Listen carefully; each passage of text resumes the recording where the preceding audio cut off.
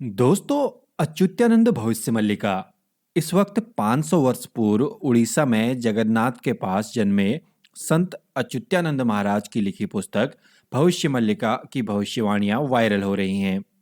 उड़ीसा में अच्युतानंद जी को दिव्य शक्तियों से संपन्न एक बहुत बड़ा योगी और संत माना जाता है।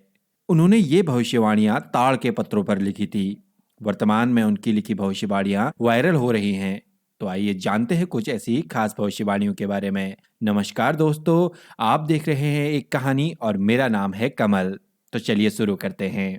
भविष्यवाणियों के मुख्य बिंदु के अनुसार उनकी भविष्यवाणियों में कलयुग में होने वाली अकाल मृत्यु, युद्ध, विस्फोट, भूचाल, महामारी के साथ ही उन्होंने भारत, अमेरिका और रूस को लेकर भी भविष्यवाणी की है। उन्होंने ऐसे संकेत दिए हैं जिससे यह पता चल सके कि यह भविष्यवाणियां कब घटित होने वाली हैं। उन्होंने जगन्नाथ मंदिर में जुड़ी हुई भविष्यवाणियों के आधार पर ही विश्व की घटनाओं का उल्लेख भी किया है। उन्होंने कलयुग के अंत और इस काल में घटने वाली घटनाओं का जिक्र किया हुआ है। यूरोप में लगभग सभी आबादी नष्ट हो जाएगी। कुछ समय के बाद अमेरिका पानी में डूब जाएगा। अंत में रूस सफलता प्राप्त करेगा। विजयी रूस को आगामी अवतार वश में करेगा। लोग कीट पतंगों की तरह मरेंगे और विश्व की जनसंख्या 64 करोड़ ही रह जाएगी। चीन पूरी तरीके से तबाह हो जाएगा। रूस हिंदू राष्ट्र बन जाएगा और भारत का अंतिम राजा ऐसा होगा जिसकी कोई संतान नहीं होगी। वह एक योगी पुरुष होगा और साथ ही साथ भविष्य मल्लिका के अनुसार 2025 के बाद का समय एक विभीषिका के समान होगा। वही लोग बचेंगे जो सत्य और धर्म के मार्ग पर चलेंगे। भारत के संदर्भ में कन्नड़ में लिखी भविष्यवाणी के अनुवाद में यह कहा जाता है कि 6 और 7 का जोड़ 13 होता है और इसी 13 को मिलाने से अंक 26 हो जाता है। इसी 26 अंक के माध्यम से अच्युतानंद दास ने भारत पर होने वाले हमले के बारे में भविष्यवाणी की।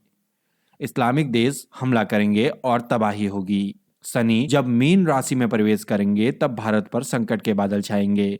साल 2024 में शनि कुंभ से निकलकर मीन राशि में जाने वाले हैं।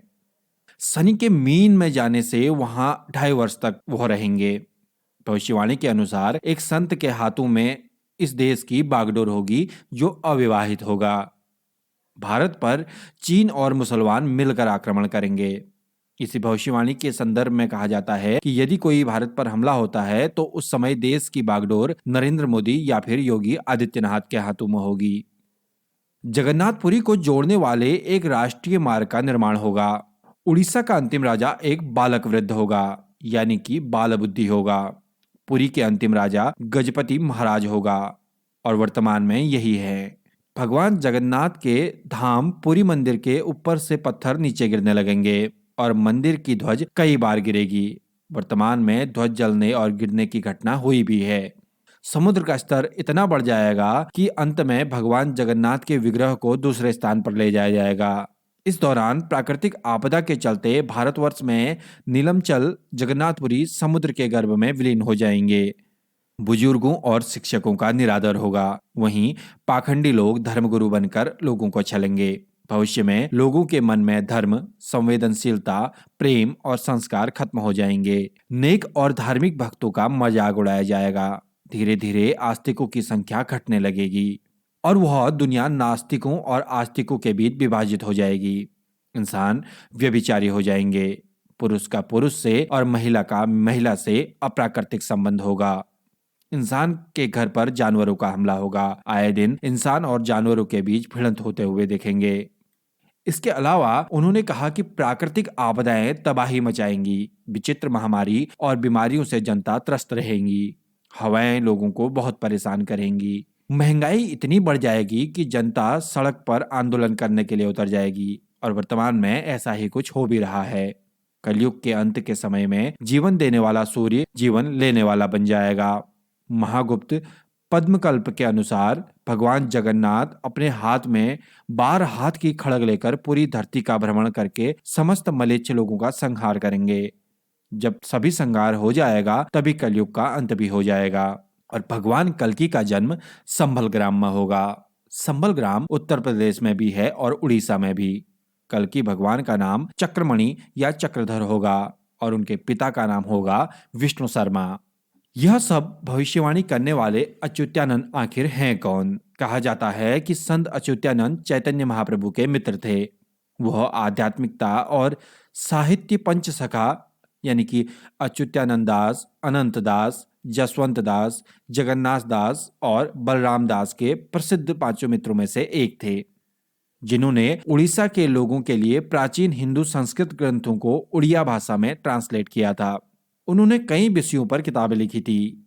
इन संत के बारे में कहा जाता है कि उनकी पुस्तक में उनके अनेक जन्मों का विवरण भी है। सतयुग में वे एक महर्षि थे, त्रेता में नल नामक वानर बनकर उन्होंने श्री राम की सेवा की और द्वापर में सुदामा बनकर उन्होंने श्री कृष्ण की भक्ति की। वहीं कलयुग में अच्युतानंद दास बनकर श्री कृष्ण भक्ति के प्रचार में सहयोग भी किया। कहते हैं अच्युतानंद महाराज जन्म से गोपाल यादव थे। अच्युतानंद का जन्म उड़ीसा के तिलकाना नाम के एक गांव में हुआ। उस समय गजपति यानी कि राजा पुरुषोत्तम देवा थे। उनके काल को विद्वानों द्वारा 1480 और 1505 के बीच कहीं पर माना जाता है।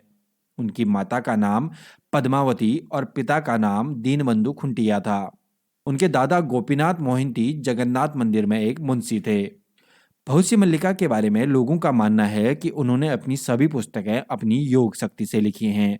कहा जाता है कि उड़ीसा में 1 लाख मालिका की पुस्तकें हैं, लेकिन इस समय सैकड़ों पुस्तकों की जानकारी ही लोगों को है।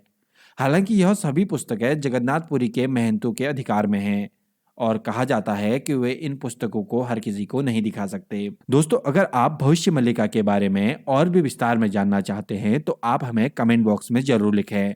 हम इसमें एक विस्तार पूर्वक वीडियो बनाएंगे और जल्द ही आप लोगों के सामने आएंगे।